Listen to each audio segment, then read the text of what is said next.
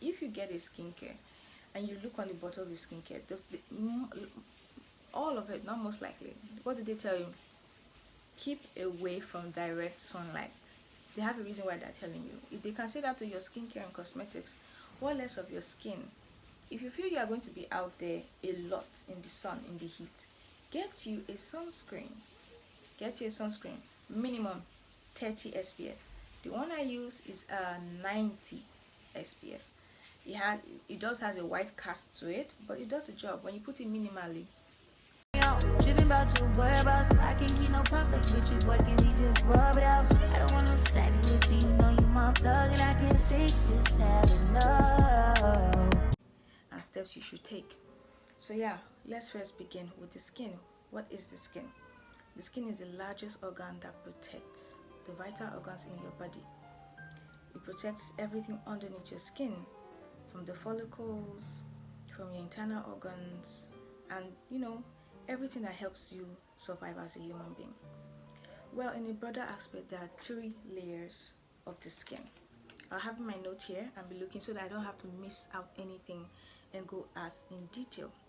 So what are the vital properties of the skin? Protecting the body's internal organs, acting as a barrier against infection, regulating body temperatures, enabling the body to detect sensations like pain, heat, cold, and touch. So yeah, the skin is made up of 3 layers, which I'm going to be touching about: epidermis, dermis, and subcutaneous. The epidermis is the outer skin of your body, and it has 5 layers. And the epidermis normally sheds skin every 2 weeks. The dermis contains the hair follicles, sweat gland, blood vessels, and nerves. The subcutaneous, I might be pronouncing that wrong, subcutaneous, contains the large blood vessels and the nerves. So you can see on a broader aspect, the skin really does serve a greater purpose. So you have to take care, not just about skincare, but avoiding getting infection and minimizing how far these things go. So yeah, there are skin types. What are the skin types? Well, it goes like 3 or 4, but I think it's mainly 3 if being detailed. And it's the oily skin, the dry skin, sensitive skin, sometimes the normal skin, and lastly the combination skin.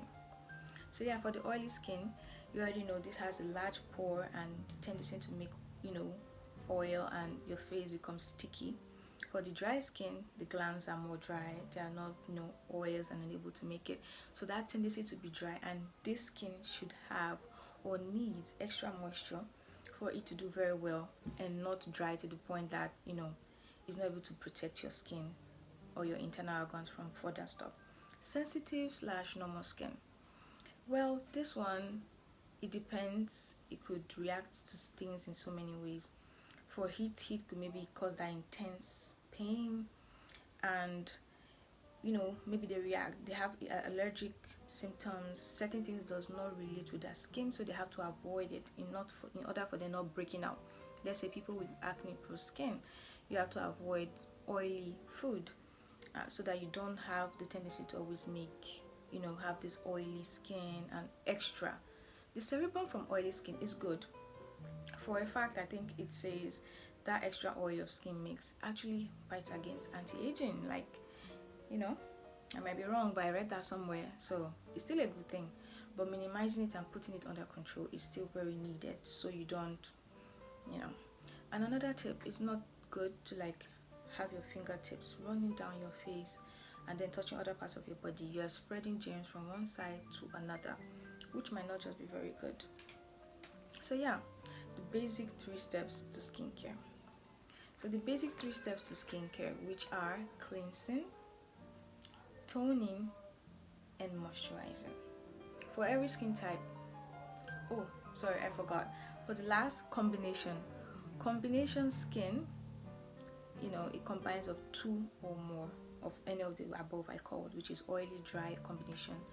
Oily, dry, sensitive, or normal skin. For some people, the combination skin can be 2 or more of either of those that I just mentioned, which means they could be oily in other parts of their face and dry in other parts of their face or other parts of their skin and body. and for some people they might be oily and so part of that. For I have a combination skin. I am oily. I get oily on my T-zone area and around my nose, depending on how I go about my day. If I haven't moisturized or I'm in excessive heat, I get a little bit oily, but everywhere else pretty much stays dry. So yeah, the basic 3 steps to skincare, as I mentioned: toning, cleansing, and moisturizing. Cleansing is a necessary step that every person that wants to make their skincare routine very effective should incorporate. You should cleanse on the face after you wash down and lather with your liquid soap or your bathing soap, whatever it may be. You go in with your toner, your cleanser, to clean that first layer of the skin before you further go to the next step. The next step, toning, which is also stands for you getting a toner. Toner, the works of toner is like to balance the complexion of your skin. If you're suffering from hyperpigmentation, you should consider getting a toner. It's not everything has to do with setting skincare or cream all the time. The basic steps you take can avoid you suffering hyperpigmentation. For example, you have to always wear your sunscreen just to minimize the effect of hyperpigmentation or sunburns. It's necessary. You can't skip that and think magic potion creams or oils will help you get rid of it. So yeah, toning is necessary. Get you a toner. What I use is the skindoctor toner. I'll put the image right here. That's what I use. Moisturizing is very efficient. Dry, oily skin, we all need to moisturize. The barrier of the skin needs to be protected from every kind of factor by all means. So it's necessary that you moisturize your skin from time to time on a daily basis. It helps protect it, it helps keep it young, it helps keep it supple, it helps keeps it radiant. There's no double way about it. You could do all the plenty steps, but if you are skipping moisturizing, even for your skincare basics, while prepping your makeup, moisturizing is necessary, so you can have that smooth base to apply your foundation, your primer, and the rest. If you don't, it's going to be tacky, it's going to look like patchy, it's going to look all over the place. So yeah, another step is exfoliation. What is exfoliation? Exfoliation is the process where you have to scrub down on the skin to fade out or take away dead cells, which stands on the barrier of the skin. So it can be done in 2 ways. The normal body scrubs that sugar or salt, which I prefer. Sugar should always be an option. Salt are harsh and only should be used minimally, which is under great supervision, if I must say, because it is in conditions where it's probably at a spa or under some sort of supervision. That's for sure. You don't just take a salt scrub and no, you don't.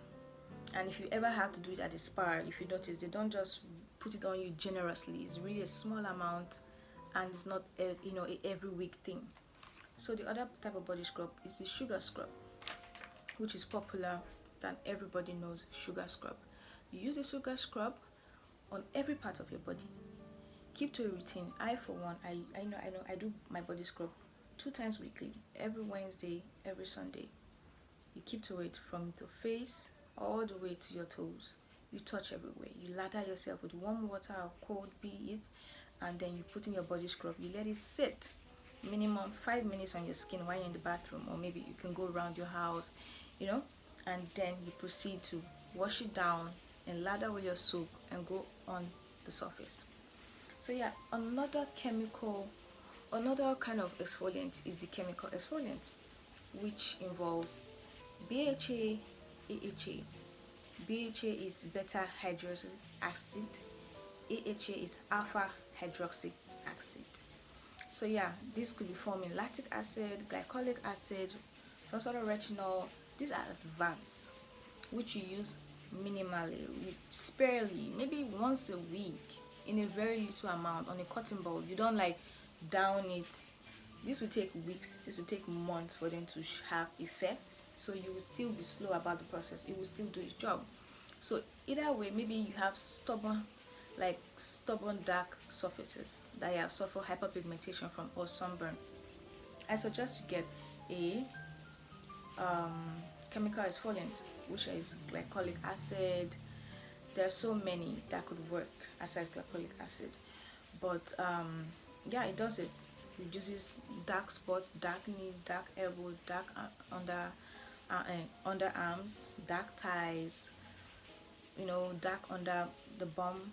Yeah, so you could consider getting those.